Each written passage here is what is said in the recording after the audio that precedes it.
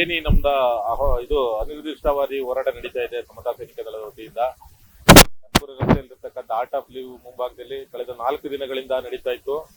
ಇವತ್ತು ನಮ್ಮ ಹೋರಾಟಕ್ಕೆ ಪ್ರತಿಫಲವಾಗಿ ಅದಕ್ಕೆ ಪರಿಗಣನೆಗೆ ತಗೊಂಡಂತ ಸರ್ಕಾರ ಉಪವಿಭಾಗಾಧಿಕಾರಿ ಜಿಲ್ಲಾ ಎಸಿ ಅವ್ರನ್ನ ಕಳಿಸ್ಕೊಟ್ಟಿತ್ತು. ಮತ್ತೆ ಅದ್ರ ಜೊತೆಗೆ ಸಮಾಜ ಕಲ್ಯಾಣ ಇಲಾಖೆ ಜಂಟಿ ನಿರ್ದೇಶಕರು ಮತ್ತೆ ತಾಲೂಕು ಸಮಾಜ ಕಲ್ಯಾಣ ಇಲಾಖೆಯ ನಿರ್ದೇಶಕರನ್ನ ಕಳಿಸ್ಕೊಟ್ಟು ಹೋರಾಟವನ್ನ ಧರಣಿ ಸತ್ಯಾಗ್ರಹವನ್ನು ನಿಲ್ಲಿಸಿ ನಾವು ಸರ್ಕಾರ ಜೊತೆ ನಿರಂತರವಾಗಿ ಇದು ಒಡಂಬಡಿಕೆ ಏನಿದೆ ಅದ್ರ ಬಗ್ಗೆ ಚರ್ಚೆ ಮಾಡಿ ನೀವು ಆ ಜಿಲ್ಲಾಧಿಕಾರಿಗಳ ಕಚೇರಿಗೆ ಬನ್ನಿ, ನಿಮಗೆ ನಾವು ಸ್ಪಂದಿಸ್ತೀವಿ, ನಿಮ್ದೇನಿದೆ ಅದು ಅಹವಾಲನ್ನ ನಾವು ಅಲ್ಲಿ ಬಂದಿದ್ದು ಚರ್ಚೆ ಮಾಡೋಣ ಅಂತ ಹೇಳಿದ್ರು.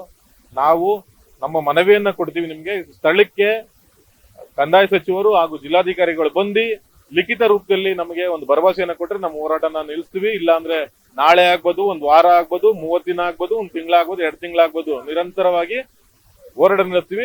ಇವತ್ತು ಸಂಜೆ ಪಂಜಿನ ಮೆರವಣಿಗೆ ಮೂಲಕ ಸ್ಟಾರ್ಟ್ ಆದ್ರೆ ಇಲ್ಲೇ ಮಲ್ಕೊಂತೀವಿ. ಅಹೋರಾತ್ರಿ ಧರಣಿ ಕೂಡ ಸ್ಟಾರ್ಟ್ ಮಾಡ್ತೀವಿ. ಇವತ್ತಿಂದ ಇಲ್ಲೇ ಮಲ್ಕೊಳ್ಳೋದು, ಇಲ್ಲೇ ಊಟ ಮಾಡೋದು, ಇಲ್ಲೇ ಸ್ನಾನ ಮಾಡೋದು, ಎಲ್ಲ ಪ್ರತಿಯೊಂದು ಇಲ್ಲೇ ಆಗುತ್ತೆ. ನಿರಂತರವಾಗಿ ನಮಗೆ ನ್ಯಾಯ ದೊರಕುವವರೆಗೂ ಕೂಡ ಹೋರಾಟ ಮಾಡ್ತಿದೀವಿ.